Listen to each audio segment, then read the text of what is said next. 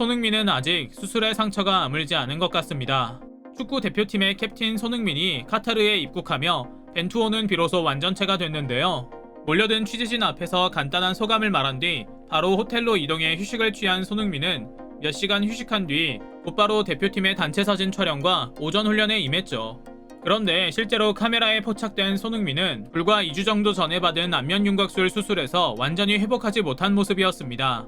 토트넘은 손흥민을 위해 특별히 제작한 마스크를 공수하기도 했지만 사실 여전히 마스크를 쓴 손흥민이 월드컵을 뛸 수 있을지는 아직 미지수입니다. 아무리 그의 존재감과 의지가 강하다고 하더라도 보물 같은 그가 위험에 처하는 일은 다시 보고 싶지 않은 수많은 팬과 코치진이 그를 말리고 있기 때문인데요. 최근 밝혀진 전문가들의 소견에 따르면 손흥민은 절대로 경기를 뛰면 안 되는 상황이라는 이야기도 나오고 있죠. 그래서 오늘은 손흥민 선수의 현재 몸 상태에 대한 이야기를 한데 모아 현 상황이 어떤지, 즉 어디가 얼마나 아픈지, 앞으로 경기에서 조금이라도 뛸 수 있는지, 위험성은 없는지에 대한 분석을 전해드리려고 합니다. 오늘 영상 보시고 나면 손흥민 부상과 관련한 모든 상황을 섭렵하실 수 있을 겁니다. 잠시 저희 광화문 브리핑 구독 설정도 부탁드리고요. 카타르에 도착한 손흥민은 부상 상태에 대한 기자들의 질문에 특유의 자신감을 드러내기보다는 조심스럽다는 입장을 밝혔습니다. 힘든 상황에서도 팀 전체의 사기를 위해 늘 밝고 멋진 모습을 자랑했던 그가 조곤조곤 상황을 전하는 모습을 보자 하니 너무나 안쓰러웠는데요. 손흥민은 부상 상태에 대해 아직 뭐 말씀드릴 건 없다. 상황도 지켜봐야 되고 회복하는 것도 지켜봐야 된다. 뭐라 말씀은 못 드리겠다며 말을 아꼈죠. 안아골절은 통상적으로 회복에만 4주가 소요됩니다. 의학적으로는 상처가 나아도 격렬한 운동을 할 수 있으려면 더 많은 시간이 필요하고요. 뛸 때마다 충격파가 가해져 수술 부위의 통증도 심합니다. 마스크를 쓰면 어느 정도 보호가 된다고는 하지만 시야가 가려지는 단점도 있죠. 이뿐만인가요? 얼굴을 보호해야겠다는 심리적인 압박감까지 더해져 제 기량을 발휘하지 못할 가능성도 있습니다. 그럼에도 우리의 손흥민은 어떠한 수단을 쓰더라도 반드시 월드컵 무대에서 뛰겠다는 의지가 강합니다.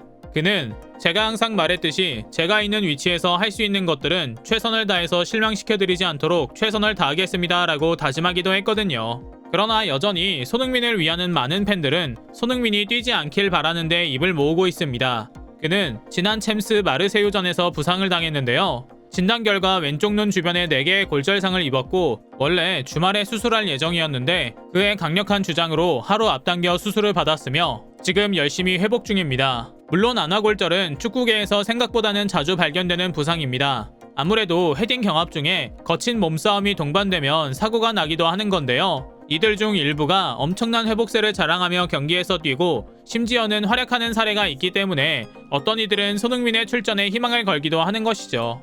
대표적인 예로 맨시티 데 브라이너 선수입니다. 챔스 결승에서 코뼈와 안아골절 부상을 당했습니다. 덕배도 수술을 받은 겁니다. 그러나 곧 엄청난 회복세를 자랑했습니다. 무려 19일 만에 유로 2020 조별리그에 마스크도 없이 출전해 1골 1도움을 기록한 겁니다. 그러나 모두 이렇게 빠른 회복을 자랑한 것은 아닙니다. 레스터시티의 티모시 카스타뉴 역시 부상으로 수술을 받았는데요. 무려 10주 동안이나 회복해야 했습니다. 때문에 손흥민 선수 역시 좋은 사례만 보고 복귀를 강행해서는 안 된다는 겁니다. 우선 손흥민 선수는 무려 4곳의 골절이 있었습니다. 그리고 부상 후 월드컵까지 3주 정도밖에 여유가 없었죠. 즉 같은 안아골절이라고 하더라도 선수들의 복귀 기간은 판이하게 다릅니다. 골절 여부, 감염 여부, 추가 골절과 합병증 여부 등 너무 다양한 변수가 있는 겁니다. 그래서인지 손흥민의 월드컵 출전에 대해 다양한 의견이 나오고 있습니다. 경기 직전에 상황을 보고 결정해야만 하는 것이고요. 벤투 감독 역시 손흥민의 상황을 면밀히 살펴보고 결정하겠다며 말을 아낍니다. 이전에도 부상을 당했을 때 경기에 뛰려는 의지가 강한 선수라 놀라지 않았다. 최대한 기다리며 최선의 선택을 하겠다고 말입니다. 그러나 우리가 손흥민 선수에게 정말 기대하는 것은 그의 경기 출전에 앞서 그가 안전하고 행복하게 뛸 수 있는 모습으로 회복하는 겁니다. 축구는 생각보다 굉장히 거친 스포츠입니다. 온몸을 사용하고 빠르게 방향 전환을 하기에 다리는 물론이고 의외로 얼굴 쪽에 부상이 많습니다. 그래서 마스크를 쓰고 경기에 뛰는 선수들이 많죠. 물론 첼시에서 뛰는 오바메양처럼 축구가 아니라 지배된 강도를 쫓아내다가 다쳐 마스크를 쓴 안타까운 경우도 있지만 대부분 경기에서 큰 부상을 당했기 때문입니다. 해리 케인 역시 마스크를 쓴 적이 있고요. 그런데 이런 마스크의 가장 큰 문제는 시야를 가린다는 겁니다.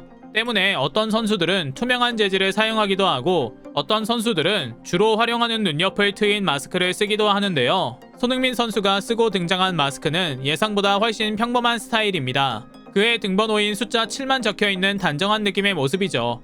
우선은 안면부 보호에만 집중한 기능성이 돋보이고요. 토트넘이 특별 주문에 제작한 만큼 최신 기술력이 모조리 들어갔을 거라 기대돼 경기력엔 큰 문제가 없을 거란 전망이 나오고 있기도 하죠. 그러나 진짜 문제는 심리적인 압박감입니다. 한참 주가를 높인 손흥민 선수가 아무리 담대하고 멋진 주장의 모습을 갖췄다고는 하지만 다시는 다치지 않겠다는 심리적인 압박감이 드는 것은 어쩔 수 없기 때문인데요. 이는 실제로 많은 선수들 사이에서 증언되는 이야기입니다. 실제로 더비 카운터에서 뛰었던 커티스 데이비스 선수는 코뼈를 다쳐서 마스크를 끼고 경기를 뛰었는데요. 멀리서 공이 오는 것만 봐도 무서웠다. 공이 가까이에 있을 때는 더 무서웠고 한 박자 느리게 반응하곤 했다고 말하기도 했죠. 그리고 무엇보다도 상대 선수들의 타깃이 되기 좋습니다. 이미 우리는 손흥민이 시즌 초반에 상대 팀들의 수비수들을 몰고 다니는 진풍경을 수없이 목격했습니다. 지난 시즌 득점왕에 올랐던 손흥민을 집중 견제하기 위해 많은 선수들이 그에게 달라붙었고 거친 파울이 이어졌습니다. 이번에도 같은 일이 일어나지 않을 것이란 보장이 없습니다. 슈퍼스타 손흥민 선수의 상황은 이미 우리가 맞붙을 팀 선수들에게도 잘 알려져 있을 겁니다. 그리고 그냥 프로스포츠 경기만 해도 열기가 뜨거운데 4년에 한 번 열리는 국가대항전에서는 과열되다 못해 터지고 말 수준의 경쟁심을 자랑하기 때문에 손흥민의 안면부는 또다시 타깃이 되기 쉬운 것이죠. 다가올 첫 경기는 24일 치러집니다. 회복 기간이 너무 짧습니다. 물론 손흥민 선수의 뜻에 힘을 실어주는 이들도 있습니다. 카타르 도하의 아스페타 스포츠의학병원에는 축구협회 출신 트레이너가 한 분 있는데요.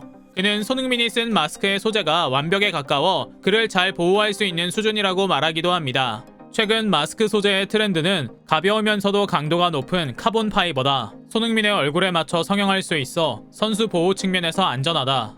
2002년 월드컵에서 수비수 김태형이 착용했던 특수 스펀지 마스크와 비교한다면 완전히 달라졌다고 할 정도로 많은 부분이 달라졌다고 말이죠. 세계 각국의 언론들은 손흥민 선수의 출전에 무게를 실어주고 있는 모습입니다. 미국 매체 CBS 스포츠는 한국이 우루과이, 포르투갈, 가나와의 H조 경기에서 16강에 오를 수 있는 최대 변수가 손흥민의 출전이라고 말했는데요. 가나를 2대1로 신승을 거둔 뒤 포르투갈과 우루과이와의 경기에서 손흥민이 출전하는지에 따라 승패가 갈려 16강행을 결정지을 것이라는 분석을 내놓았습니다. 그러면서 손흥민 선수의 출전 의지가 강한 데다 한국 대표팀이 손흥민의 존재만으로도 투혼을 펼칠 수 있는 저력 있는 팀이기 때문에 멋진 결과를 만들어낼 것이라 예상합니다. 잘 모르겠습니다. 단 1%의 가능성만 있다면 앞만 보며 달려가겠다며 마스크 투혼을 예고한 손흥민이 뛸 수 있는지 그리고 또 뛰는 것이 맞는지에 대한 판단은 유보하려고 합니다.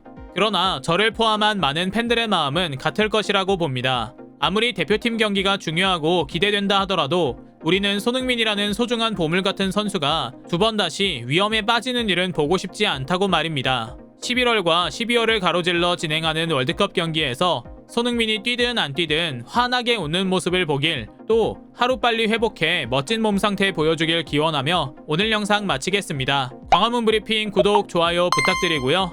시청해주셔서 감사합니다.